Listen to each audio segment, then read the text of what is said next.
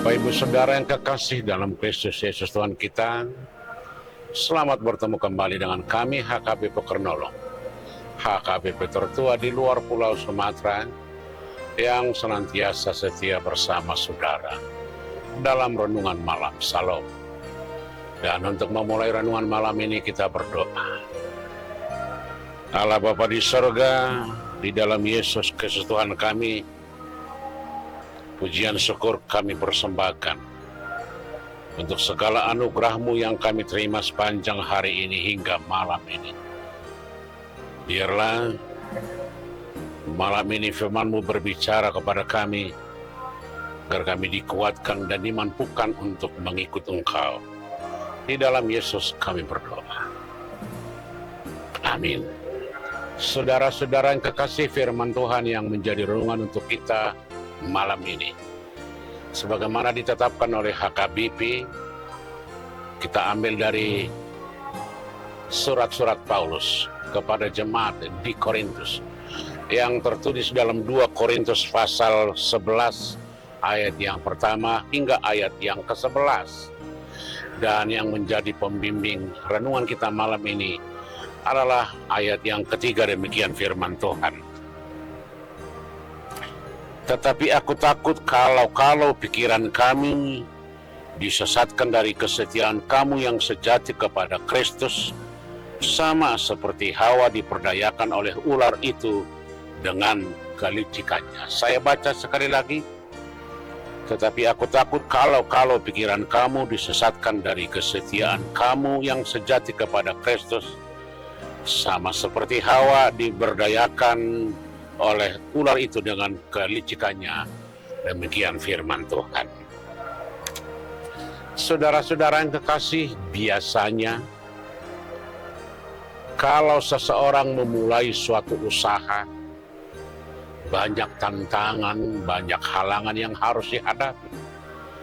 Ada yang mencoba menghalangi, tetapi ada juga yang mencoba membuat pertimbangan-pertimbangan untuk membuat seseorang itu ragu untuk memulai usahanya.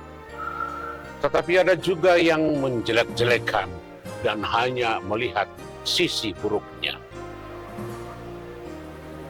Tetapi kalau seseorang itu tidak mampu menghadapi ini, tidak mampu bertahan dalam keadaan ini bisa menjadi ancaman yang serius. Jangan-jangan usaha atau apa yang sudah direncanakan akan menjadi gagal total. Bukan hanya dalam bentuk usaha, dalam kehidupan pun. Secara khusus kalau kita coba baca bagaimana Paulus menghadapi tantangan-tantangan seperti ini ketika berhadapan dengan orang-orang pada gereja-gereja atau pada gereja kekristenan mula-mula. Bagaimana dia harus menghadapi berbagai persoalan yang datang bukan hanya dari orang-orang yang tidak mengenal kekristenan, tetapi justru orang-orang yang juga merasa orang-orang Kristen. Di satu sisi dia seakan-akan disangsikan kerasulannya. Di sisi lain dia diragukan karena dia berlatar belakang yang betul-betul berbeda dengan keberadaannya sekarang. Di jemaat Korintus, sebagaimana dia pernah melayani di sana, banyak isu, banyak informasi, banyak hal-hal yang mencoba merusak atau menyesatkan ajaran-ajaran, dogma-dogma, guru-guru palsu, atau orang-orang yang mengaku diri menjadi pemberita Injil. Hal ini menjadi kerisauan bagi Paulus. Itulah sebabnya firman ini disuarakan oleh Paulus ke jemaat di Korintus. Hati-hatilah. Kalaupun ada orang-orang yang memberitakan Injil, memberitakan Kristus, hati-hati dengan pengajaran-pengajaran sesat, hati-hati dengan ajaran-ajaran palsu, hati-hati dengan berita-berita yang tidak benar, atau kalau tidak waspada terhadap ajaran-ajaran yang sesat, orang yang dibawa oleh rasul-rasul palsu, oleh guru-guru palsu, itu akan menjadi sama kita seperti bagaimana Hawa dulu, kata Paulus, disesatkan oleh ular sehingga dia memberontak melawan terhadap perintah Tuhan dan dia melanggar apa yang ditetapkan. Pada dasarnya memang pemberita-pemberita ini seakan-akan memberitakan kebenaran firman Tuhan, tetapi mereka termasuk golongan-golongan yang disebut dengan rasul-rasul palsu, pengajar-pengajar palsu, dan guru-guru palsu. Karena itu, saudara-saudara yang kekasih dalam Kristus Yesus Tuhan kita, sabarlah terhadap apa yang telah saya lakukan. Sabarlah terhadap apa yang telah saya alami. Sabarlah terhadap apa isu-isu yang dilontarkan terhadap saya. Sabarlah terhadap apa-apa saja yang mereka katakan tentang kebenaran keberadaan saya. Semuanya itu kita harus berpusat kepada kebenaran Kristus, kata Paulus. Karena itu bagaimana kita supaya umat Tuhan atau orang-orang di Korintus tidak terjebak dengan ajaran-ajaran palsu ini. Bagaimana tidak diperdaya oleh guru-guru palsu ini. Paling sedikit ada 3 yang dikatakan oleh Paulus di sini. Yang pertama, pemahaman akan firman Tuhan harus kuat. Inilah dasar dari seluruh ajaran dan dasar dari iman kita. Apabila kita belum secara sungguh-sungguh mengerti firman Tuhan, maka akan mudah dibingungkan oleh ajaran-ajaran, terpengaruh dengan dogma-dogma, dengan pikiran-pikiran yang berkembang, dan oleh pengajaran-pengajaran oleh orang lain. Oleh sebab itu, semua harus belajar terus-menerus tentang firman Tuhan untuk mengerti akan kebenaran firman Tuhan, agar firman Tuhan itu membawa untuk memahami apa sebenarnya yang Tuhan inginkan dalam kehidupannya.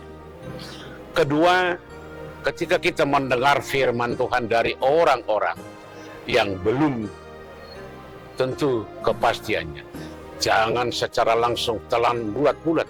Ada hal yang harus kita olah, ada hal yang harus kita pertimbangkan, ada yang kita harus perhadapkan dengan firman Tuhan yang sebenarnya, agar kita jangan dibingungkan, jangan disesatkan, dan jangan menjadi tidak berjalan di arah yang Tuhan maksud dan kehendak Tuhan. Yang ketiga, harus tegas menolak segala ajaran yang tidak sesuai dengan ajaran firman Tuhan. Karena banyak guru-guru palsu, banyak pengajar-pengajar palsu yang mencoba memakai firman Tuhan untuk kepentingan diri sendiri, bukan untuk memperkenalkan kerajaan surga, tetapi untuk mencari kebenaran diri sendiri, atau justru mencari keuntungan diri sendiri. Di tengah-tengah situasi seperti itulah, orang-orang Kristen harus secara bijak menghadapi orang-orang yang terus-menerus bisa merongrong kewibawaan firman Tuhan melalui dogma-dogma, melalui pengajaran. Di zaman sekarang ini kita sedang berhadapan dengan berbagai aliran dan ajaran-ajaran. Bagaimana sikap kita tentang itu? Kembalilah ke firman Tuhan.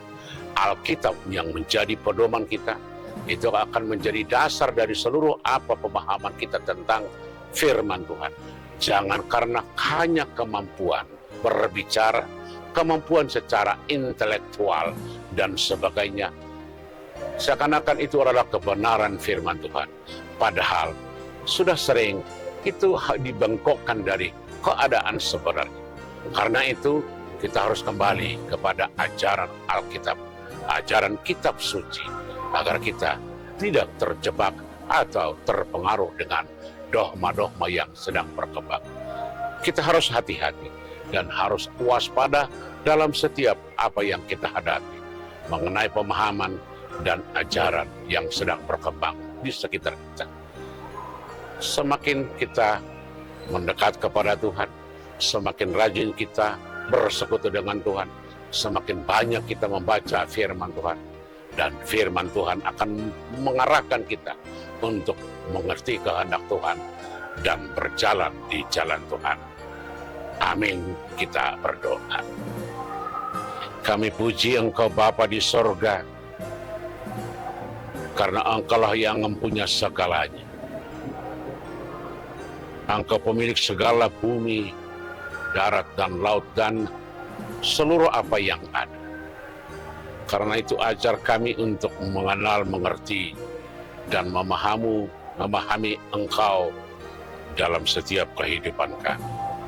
Biarlah firman-Mu malam ini menjadi kekuatan kami. Terima kasih, hanya di dalam Kristus kami berdoa. Amin. Anugerah Tuhan kita Yesus Kristus, kasih setia Allah Bapa, dan persekutuan dengan Roh Kudus kiranya menyertai saudara-saudara sekalian. Amin.